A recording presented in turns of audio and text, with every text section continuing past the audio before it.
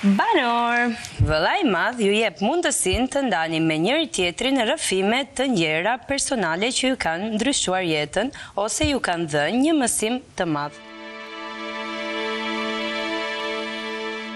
Në atë moment ku unë shoh gocën time Zholi, unë aty kuptova sa pak i vlerësojmë ato gra, ato nënat tona, dhe unë që ai moment ka qenë nëshimi i parë respektin më të madh që jam mundu t'jap çdo vajza për çdo grua në këtë botë.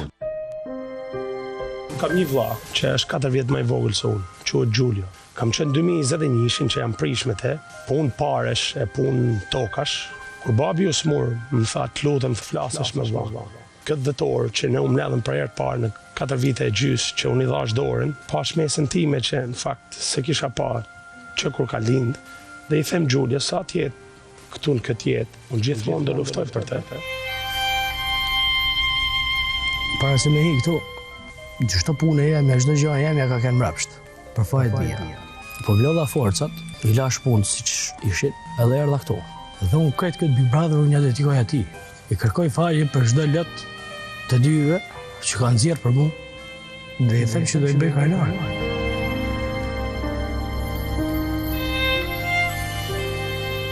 Para 10 vitesh, na kanë dhënë një job me tendencë falimentimi që na kanë dhënë shumë vështirësi atëherë. Edhe herën e parë që unë kam dashur të filloj punë, babi prapë s'ka qenë dakord se ka thonë çat mungon ty nga unë. Edhe unë kam dashur gjatë gjithë kohës i tregoj atit që nuk është përgjegjësia atit ajo që bëjmë ne, se ne kemi vetë fatin tonë dorë. Të shija Joelin para 3 ditësh të bërë një djalosh me aq kurajo, me atë buzëqeshjen që i ndiej, me ngjashmërinë që kishim mes njëri tjetrit, ta ndjeja afrimitetin e tij, kurajon e tij për të ndërtuar një moment aq magjik për jetën time dhe të atij vetë. Kur jam nisë për Istokut, për qytetit tamë shku në Prishtinë, shoku jam i ngushtë, mi ka jap 70 euro që ka posë fundit në gjep. Atë natë, asë nuk më posë ku me flajt, asë nuk posë që me hangër, asë me pi. Jem njës vetë me qëllimin që ka me arrit diçka në jetë, që ka me bot lumtur, familjen tem. Unë e vishë për njësa njëm shumë i lumtur, me bo nënën tem, krenarë për mu. Lindja e djalit tim të parë, kam ndryshuar shumë jetë, sepse edhe ai pati një lindje shumë vështirë. Kur kam pa, unë jam trem, sepse ishte i rrudh komplet lëkura. Do thosha nga gjithë të gjëra që unë kam pas gjatë gjithë jetës, pse duhet me qenë kaq i dënuar. Mas një vitet që edhe aty ka kaluar një smundje jashtëzakonisht të fortë dhe Zoti e bëri që ai të jetë sot ku është.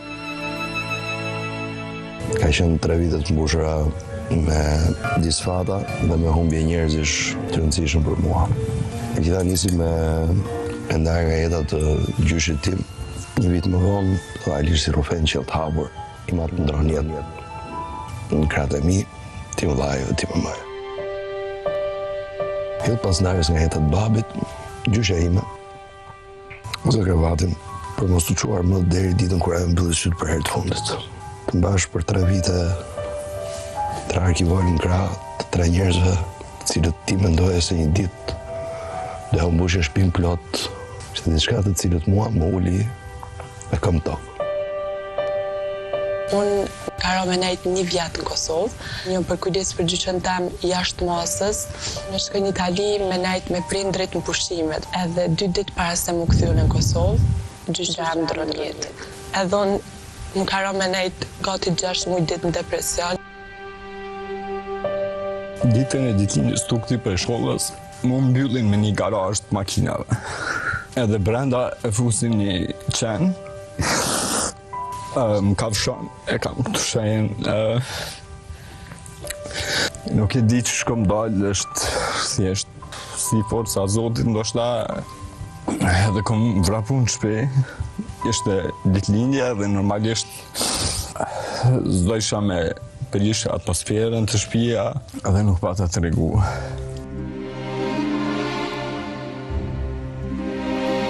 Në momenti kur më ka ndru jeta, ka qenë para 2 viteve, kur vendosa me u marrë me muzikë.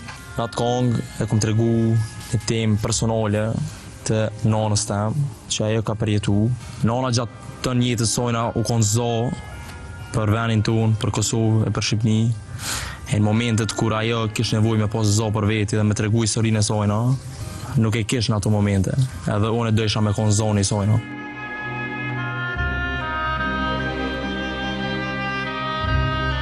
Mbaj mend kur gjatë kohës që babi ishte në burg, çohesha në orën 2 të natës që të shkoja atje të zeja radhën e para, që bëja takimin e para dhe pastaj gjikja në shkollë.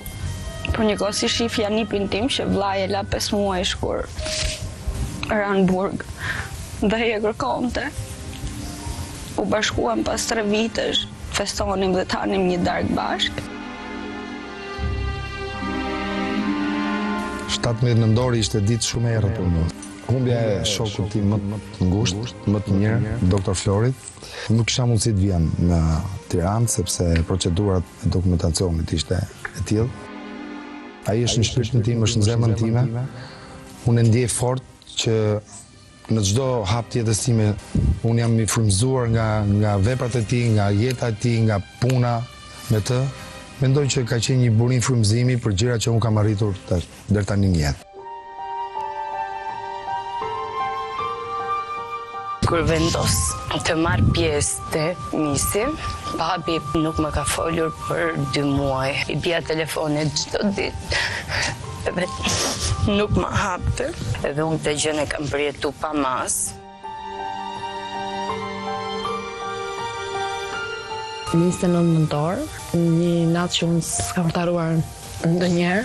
Dëgjoj shumë ulërima, kur dal nga dera shikoj që po kalonte një krizë epileptike edhe ne ishim vetëm, mami u trem shumë edhe askush nuk dinte ta ndihmonte, s'kishim përjetu kurrë edhe nuk dinim çfarë bëjmë këtë rast.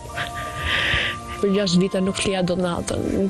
Sa herë mbyllja syt, vitën mendje, gjithë pamjen e thoja, o Zot, ti ma ke dhënë dhuratën më të bukur, nuk mundesh më bësh përjetoj gjithë këto gjëra.